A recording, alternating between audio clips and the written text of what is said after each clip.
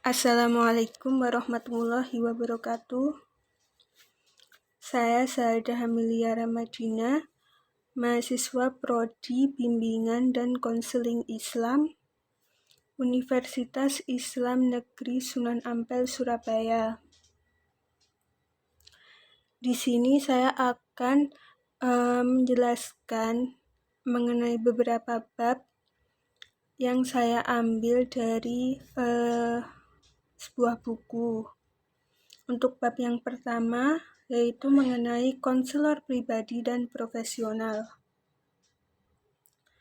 Untuk poin pertama, ada konselor sebagai seorang terapeutik.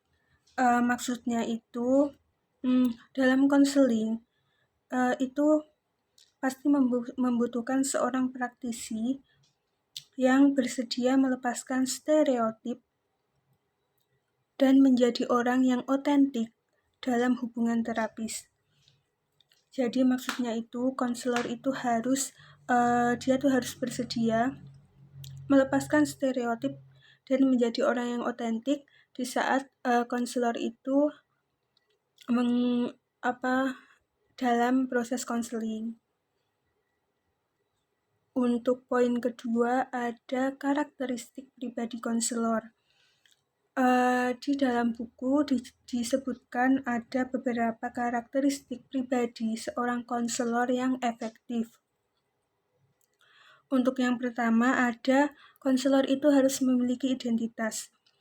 Jadi konselor itu harus tahu siapa dia, apa kemampuan yang dia punya, dan dia harus menguasai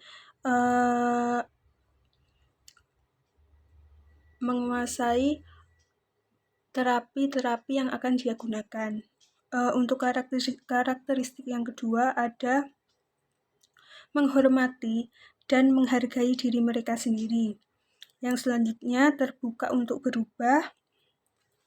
Yang selanjutnya ada membuat pilihan yang berorientasi pada kehidupan.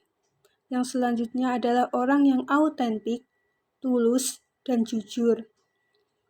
Selanjutnya memiliki selera humor. Jadi konselor itu nggak boleh kayak stuck serius gitu. Jadi kalau kita serius terus nanti kliennya yang akan bosan sama kita.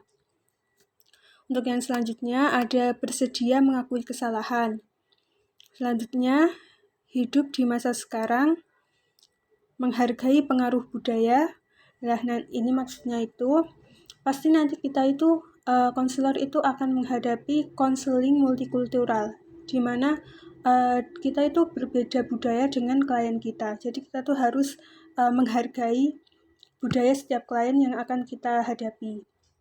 Yang selanjutnya ada memiliki minat yang tulus terhadap kesejahteraan orang lain. Memiliki keterampilan interpersonal yang efektif, terlibat dalam pekerjaan mereka dan mendapatkan makna. Sangat bersemangat. Yang terakhir adalah mampu mempertahankan batasan yang sehat.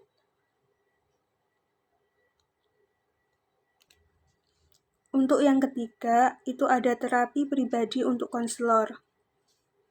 Terapi pribadi konselor itu apa maksudnya? Maksudnya itu peluang untuk konselor itu untuk eksplorasi diri mereka. Jadi konselor itu bukan berarti dia tuh harus bebas dari konflik-konflik, tetapi konselor itu harus menyadari apa dan bagaimana kemungkinan besar mempengaruhi kita sebagai pribadi dan penasihat. Jadi konselor itu bukan berarti dia nggak punya masalah, bukan berarti dia nggak boleh punya masalah, tetapi konselor itu pasti akan memiliki masalah pribadi sendiri. Tetapi konselor itu juga harus menyadari apa dan gimana dia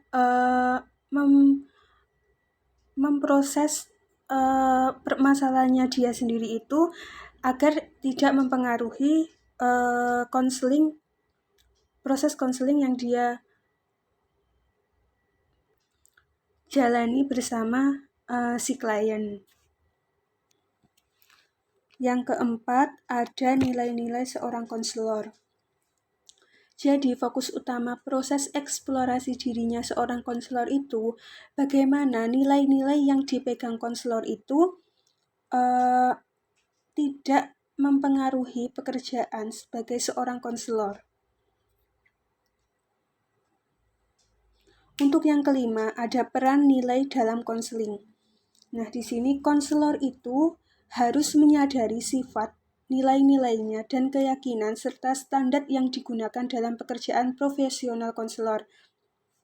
Jadi konselor itu harus bisa membedakan mana urusan pribadinya, mana yang urusan pekerjaannya. Dan tugas konselor di sini itu membantu individu menemukan jawaban paling sesuai dengan nilai mereka sendiri. Cukup sekian untuk bab pertama, kita next untuk bab kedua.